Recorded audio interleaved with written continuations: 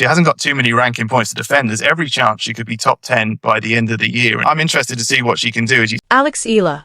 The ranking system hasn't caught up yet. Before I tell you her name, I want you to guess her ranking. 7 wins against the top 10 players in the world. In a single calendar year. Against the best players alive. On the biggest stages tennis has to offer. And 7 times, she walked off the court with her hand raised. Now guess where she's ranked. Number 1. She's beaten 7 players in the top 10 this year. I mean, that's incredible. No. Top 5. No. Top 10, where you'd expect someone with that kind of resume to live. No. 20. World number 20. A career high, by the way, the best ranking of her life, and it still isn't close to what her results say she deserves. Her name is Alex Eala. She is 21 years old. And by the time this video is finished, I'm going to make an argument that Eala makes history by becoming a career-high top 20 WTA ranking. Sounds insane the first time you hear it and sounds obvious the second time. The ranking system hasn't lied to you, but it also hasn't told you the truth yet. There's a gap between what Alex Eala has already done and what the number next to her name says she's done. And that gap is about to become the biggest story in tennis for the next 3 weeks. Last week, on a podcast recorded in London and posted to YouTube, a senior tennis correspondent named Kevin Palmer, not Andrew, Kevin, and that's going to matter in a minute, said something out loud that most of the tennis world has been dancing around all summer. He said, "Don't beat 7 players in the top 10, and she's done that this year, and the year's still not over." Now she's kind of put a message out to everybody. Okay, that Alex Eala could challenge for a place in the top 10 by the end of the US Open. Sitting next to him was a man who doesn't hand out compliments for free. Greg Rusedski. Grand Slam finalist. Former top 5 player in the world. He didn't hedge. He didn't laugh it off. He nodded and said, quote, "I see her only going one direction, and that's up." So here's the question this entire video exists to answer, and I want you to actually sit with it, not just hear it and move on. If 7 top 10 wins in a single season, at 21 years old, from a player sitting outside the top 20, is already the best pace on the entire WTA Tour, then when Kevin Palmer says top 10 by the US Open, is that a bold prediction? Or is it the single most conservative, most boring, most mathematically obvious thing anyone could have said? That question sounds like a word game. It is not. It is the difference between 2 completely different stories about the same human being, and only one of them is actually true. Stick with me for the next half hour, because I promise you, by the end of it, you will never watch a WTA ranking list the same way again. Let's name both stories clearly, because you have already seen one of them, whether you know it or not. The first is the story that has been living on every highlight reel, every trending clip, every 3-minute recap video this month. It is the underdog story, the diaspora daughter, the first Filipina in history to win a WTA singles title. The plucky young talent storming through Washington, D.C. and somehow, against all odds, taking down the world number 3 in a final. It's a beautiful story. It is not a false story. Every fact in it is real. But that story has a hidden assumption baked into it. And the assumption is this: Alex Eala got lucky. She had a hot week. She caught fire at the right moment. The ball bounced her way. And now people are excited and maybe a little bit ahead of themselves. In this version, when Kevin Palmer says top 10 by the US Open, he is a man on a podcast getting swept up in a good story, saying something big because the moment called for something big. The other story is different, and it's the one nobody is really telling yet, because it requires you to actually sit down with the numbers instead of the highlight reel.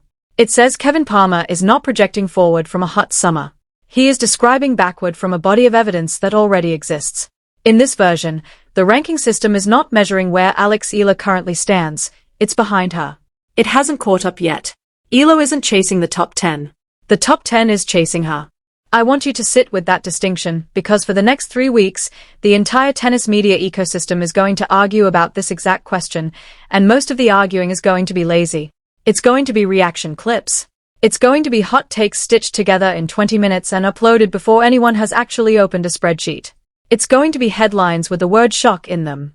And if we're being completely honest with each other, some of those headlines are already misspelling Kevin Palmer's first name. I've seen it happen. Twice. So before that noise really gets going, before the US Open draw drops on August 27th and the discourse turns into a wall of noise, I want to do something almost nobody is doing right now. I want to actually look at the numbers. Not the vibe.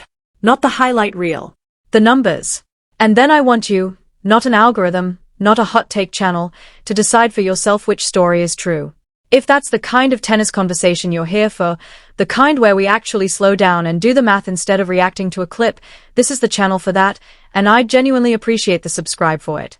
Because at the end of this video, I'm going to ask you a very specific question in the comments, and I want your answer to be built on the math we walk through together, not on how the highlight reel made you feel.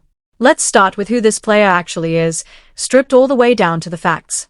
She is 21 years old. She is ranked 20th in the world. A career high, achieved the week after she won her biggest title of the year, meaning the ranking hasn't even fully absorbed her best result yet.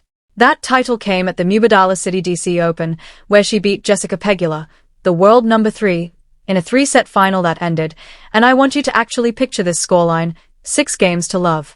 A bagel. Against the third best player alive. She has won 37 singles matches this year and lost 19, not a fluky week, but a full season of winning far more than she loses, against a schedule that includes the very best players on the planet. And here's the fact that changes everything. As of the WTA's own rankings watch, published on August 11, 2026, she has 7 wins over top 10 opponents this calendar year. 7. That number puts her, for that specific statistic, at the very front of the entire tour, tied with 2 players who are already sitting comfortably inside the top 10 themselves. 21 years old. World number 20. Tour leading pace against the best players alive. Now let me show you why that combination should genuinely stop you in your tracks. Alex Eala is ranked 20th in the world, and she has more top 10 wins in 2026 than 18 of the 19 players ranked above her. 18 out of 19. Think about who that includes. Players who have been top 20 fixtures for years, players with sponsorship deals and Grand Slam pedigree and a decade of experience navigating tour life. Almost all of them have fewer scalps against the game's elite this year than a 21-year-old playing her first full breakout season. The only 2 players anywhere near her pace, Alina Svitolina and Elena Rybakina, are already living inside the top 10 themselves, which means Eala is the only player outside the top 10 anywhere on the planet who is matching that pace. Hold on to that. That's the definition of what statisticians call a lagging indicator, a number that describes the past instead of the present, and we're going to come back to exactly what a lagging indicator does to a career 3 weeks before a Grand Slam. Here's what's stranger still. The podcast where Kevin Palmer made his top 10 prediction is called Off Court with Greg Ruziczki, co-produced with Tennis 365, one of the largest independent tennis publications in the English-speaking world. In that exact same week, Palmer's own colleagues, the written editorial desk at his own outlet, published a separate, model-based ranking projection for where Eala would land by the end of the US Open. Their number was not top 10. Their written projection had her somewhere between 15 and 20. So inside the same building, covering the same tournament, about the same player, you get 2 different answers. Spoken analysis says she could reach the top 10. Written, model-based analysis says somewhere in the mid to high teens. That is not a contradiction you skip past. That is a signal, the sound of a spreadsheet and a set of human eyes disagreeing about the exact same 21-year-old, and we're going to come back to why that split happens. And then there's the stretch that doesn't quite fit the story. Alex Eala won her first WTA title on August 3rd, a career-defining, country-defining 3-set final against the world number 3, closed out with a bagel in the 3rd set. 24 hours later, she was on a plane to Toronto for the Canadian Open. In her second match there, against Belinda Bencic, she won 4 games in the first set, lost it, and then lost the second set 6 games to love, from delivering a bagel to Jessica Pegula in a Grand Slam-adjacent final, to receiving one from Belinda Bencic less than a week later. Then came Cincinnati, seeded 17th, receiving a first-round bye. She lost early, falling before the quarterfinals to Amanda Anisimova. So here's the question sitting underneath all of this. If Alex Eala is genuinely a top 10 caliber player right now, why does that stretch look so uneven? A career-defining title, followed by a bagel loss, followed by an early exit. Is that inconsistency? Or is it something else entirely? Hold that. It matters more than it sounds like it does. Now I want to name something you've probably been doing for the last while without noticing. You've been assuming that Kevin Palmer's prediction is a prediction, that it's a forecast, that it points forward in time, that Palmer looked at a young player having a good summer and drew a line into the future, guessing where that line might land. That's the natural read. That's how almost every fan, almost every viewer, and honestly almost every tennis journalist has framed this since the podcast dropped. I want you to flip it.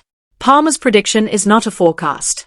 It is a description of a resume that the ranking system has not finished processing yet.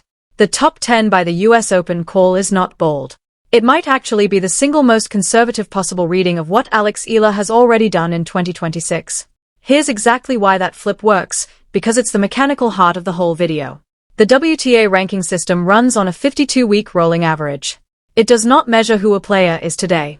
It measures who a player was, on average, across the last 12 months, weighted by the tournaments they entered. That's the design. It smooths out hot streaks. It smooths out cold streaks. It rewards long-term consistency over short-term shocks. Which means something very specific and very predictable happens to any player who is genuinely, rapidly improving. They will always be underranked relative to their current playing quality for months until the rolling window catches up to them. Now apply that directly to Eala. She started 2026 ranked outside the top 70. By August, she'd climbed to number 20. Inside that same window, she compiled 7 wins against top 10 opposition, more than anyone else on the entire tour outside the top 10 itself, and more than most of the players inside it. The system isn't broken. The system is doing exactly what it was built to do, taking its time. But the quality of Eala's wins isn't a projection sitting somewhere in the future. It has already happened. Pegula, in a WTA 500 final. A former Wimbledon champion, beaten at Wimbledon. A top 10 fixture, beaten in a WTA 500 quarterfinal. A 4-time Grand Slam champion, beaten in Washington. Those aren't matches she still has to go win to prove herself. Those are matches that are already finished, already on the record, already banked. So when Kevin Palmer says top 10 by the US Open, he isn't claiming she's about to suddenly start playing better tennis than she already has shown she can play. He is saying something much simpler. The ranking system has 3 weeks left to admit what she already is. And once you see that framing, the entire debate flips on its head. The bold call isn't top 10. The genuinely bold, genuinely risky call, the one that goes against the visible evidence, would be predicting she stays outside it. Take a breath here, because that reframe is the spine of this whole video. A reframe is only as good as the proof underneath it. So let's put 3 specific proofs on the table and see whether the frame survives the weight. The first is the cleanest, the most boring, the most undeniable, because it comes straight from the source with zero interpretation attached. The WTA's own rankings watch, published August 11, 2026, on WTA's.com, states plainly that Eala's victories in Washington, over the reigning Wimbledon champion and over Jessica Pegula, raised her season total of top 10 wins to 7. Tied with Elena Svitolina and Elena Rybakina for the tour lead. Both of them are already top 10 players. Eala is the only player ranked outside the top 10 anywhere near that pace. Not close to it.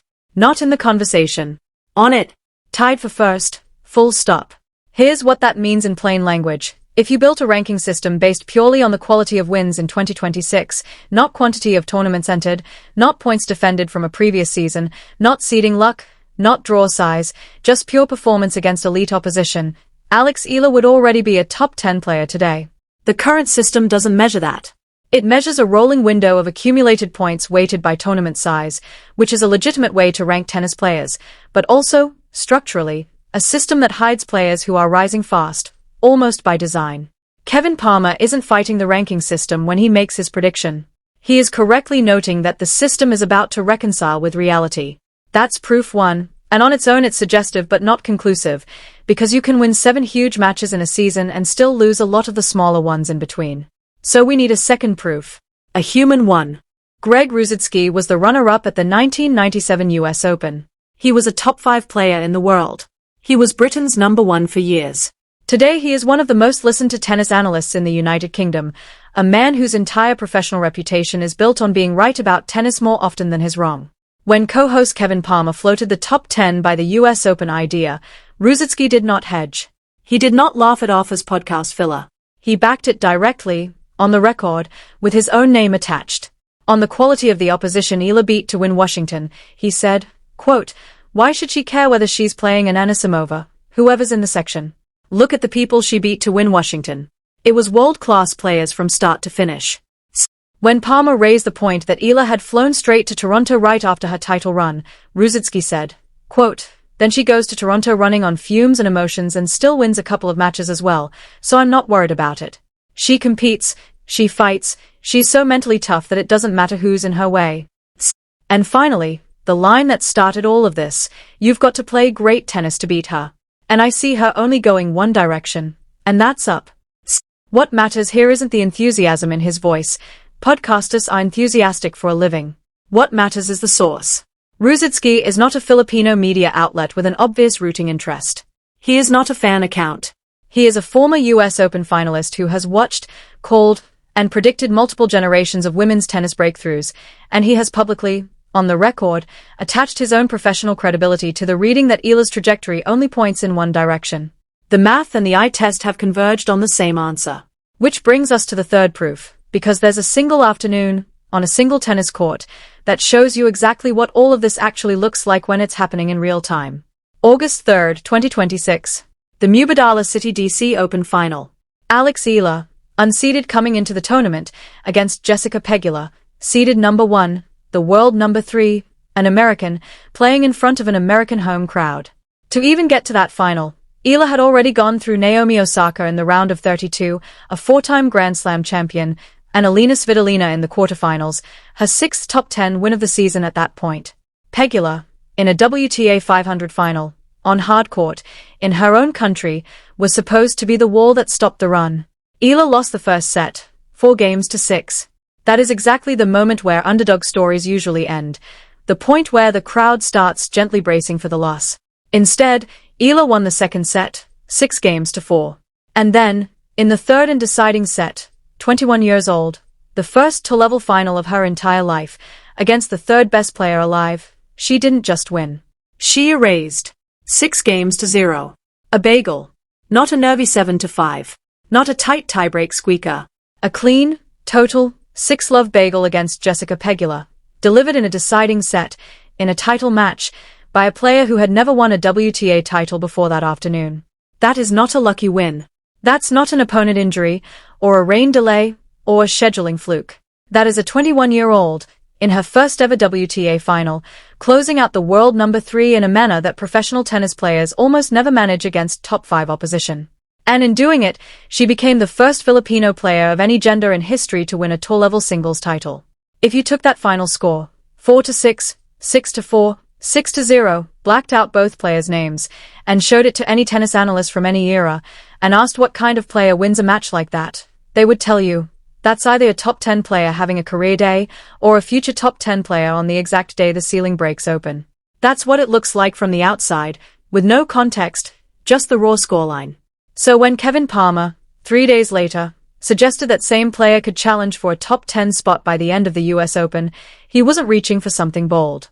He was making the least imaginative, most evidence-based read of what he had just personally watched happen. He wasn't predicting anything. He was describing gravity.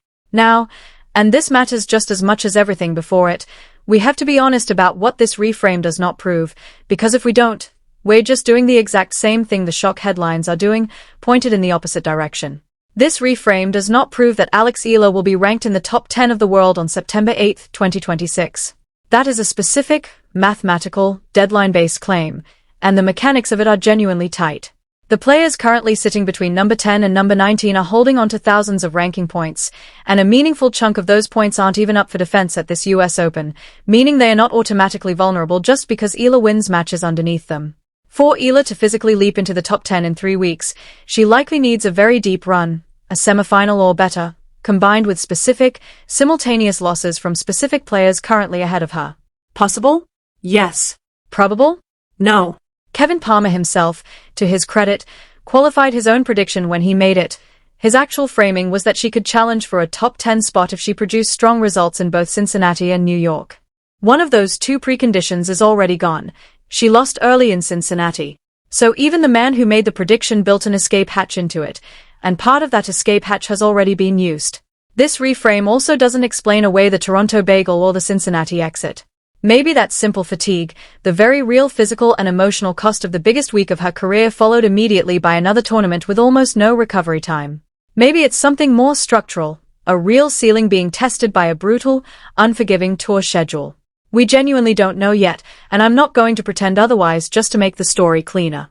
Reportedly, Eala's US Open opens against Clara Tauson, the world number 15 from Denmark. Their only previous meeting came at last year's US Open, when Eala won a third-set super tiebreak, 11-7, one of the tightest possible finishes tennis can produce. Tauson is now ranked ahead of her, and that first-round match is, on paper, close to a coin flip. Most importantly, the outcome of the US Open is unknown as of the moment I'm recording this. The main draw begins August 30th. This video is not a prediction about what happens on that court. It is a reframe of what the existing prediction is actually built on. So here's where I land, and then, genuinely, I want to hear where you land. The debate over whether Alex Eala can reach the top 10 of women's tennis is, based on the evidence sitting in front of us right now in August 2026, already an outdated debate. She has, in a single calendar year, generated the top 10 win total of an actual top 10 player. She has beaten the world number 3 in a WTA 500 final by closing out the deciding set with a bagel. She has drawn the public, on-record endorsement of a former US Open finalist who has staked his own professional credibility on the read that her trajectory only moves in one direction. The honest debate was never really is she a top 10 player. It's whether the ranking system will formally catch up to what she already is in 3 weeks, or 3 months, or 6. Come back to the 7 top 10 wins in 2026, tour leading pace, the only player ranked outside the top 10 anywhere on the planet to post that number. When this video started, that was a trivia fact. Now it should feel like the actual reason Palmer said what he said, the reason Rusedski, sitting right next to him, didn't blink before agreeing. Come back to the Bensic bagel in Toronto. At the start, that felt like a contradiction. Now maybe it reads differently. Maybe what you were watching wasn't the ceiling of the player but the price of the title week. Rusedski's own phrase was running on fumes and emotions. That's what fumes look like on a scoreboard. Not a ceiling. A cost. Come back to his sentence itself. I see her only going one direction, and that's up. At the start, that was a warm quote from a friendly podcast. Now it should read as the assessment of a former Grand Slam finalist who watched the resume, ran the math in his head, and chose to put his name behind the projection anyway. And come back to Clara Tauson, reportedly Eala's first-round opponent, the same player she beat 12 months ago, in the same tournament, in the round that first made real tennis people notice her name. If the draw holds, Eala's US Open begins by walking back onto the same stage, against the same opponent, in the exact place where this reframe first started to become visible. Nobody scripted that symmetry. It's simply where the calendar happened to land her.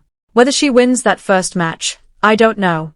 Whether she's sitting inside the top 10 by September 8th, I genuinely don't know. Anyone telling you they know for certain is selling you something.